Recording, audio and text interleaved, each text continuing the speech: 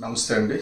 ఈరోజు ఒక ముఖ్యమైన అంశం ఏంటంటే హిందువులంతా దేశం అంతా సమైక్యం అవుతున్న ఈ సందర్భంలో అది విదేశీ కుట్ర అనుకోవాలో లేకపోతే స్వదేశీ తెగులు అనుకోవాలో వ్యాధి అనుకోవాలో నాకు తెలియదు. కానీ మన భారతదేశం నమ్మేది ఏంటంటే ప్రపంచానికి చెప్పింది ఏంటంటే వసుదైక కుటుంబకం, అంటే మొత్తం యావత్ ప్రపంచం అంతా కూడా ఒక కుటుంబం అన్నది మన భారతదేశం తాలూకా ఉద్దేశం.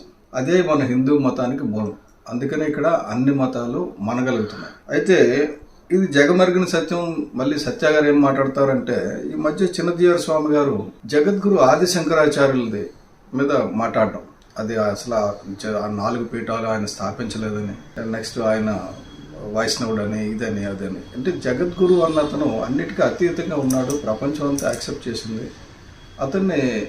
యావత్ భారతదేశమే కాదు, యావత్ ప్రపంచం యాక్సెప్ట్ చేసింది ఆయన జగద్గురు అని. అతను ఏం చేశారంటే మన దేశంలోనే దేశం నలుమూలలా తిరిగి 4 పీఠాలను ఏర్పాటు చేసి మన ధర్మాన్ని, సనాతన ధర్మాన్ని పునరుద్ధరించిన వ్యక్తి.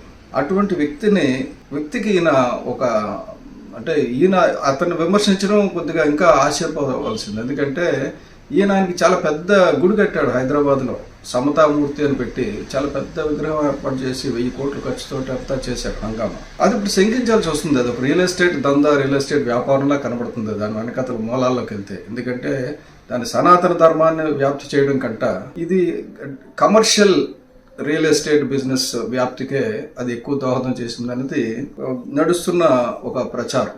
అయితే విగ్రహారాధన వద్దని చెప్పిన వాళ్ళు విగ్రహాలు పెట్టడం, మనకి గౌతమ్ బుద్ధుడు చెప్పాడు విగ్రహాలు వద్దని, ఆయన విగ్రహాలు మనం పెడతాం. అలాగే ఇతను తిరుపతిలో వెంకటేశ్వర స్వామి విగ్రహాన్ని స్థాపనకు కూడా ఆది శంకరాచార్యులే మూలం అని చెప్పి చెప్తారు, అక్కడ చక్రం వేశారని. అటువంటి ఆది శంకరాచార్యులపై మాట్లాడడం అన్నది, కామెంట్ చేయడం అన్నది ఇప్పుడు ఎందుకు చేశారన్నది ఆలోచించాలి. దీంట్లో ఏంటంటే ఇది కేవలం యాదృచ్ఛికమో తప్పిదమో నేను అనుకోవడం లేదు. ఉద్దేశపూర్వకంగా ఈ దేశంలో హిందూ ఐక్యతకి భంగం కలిగించాలని ఎవరో చేస్తున్న కుట్రలో ఈయన భాగమయ్యారా, రాకపోతే ఈయన దానికి మూలమా నాకు తెలియదు. కానీ ఏదేమైనా సరే భారతదేశం ఐక్యతగా ఉండాల్సిన అవసరం ఉంది.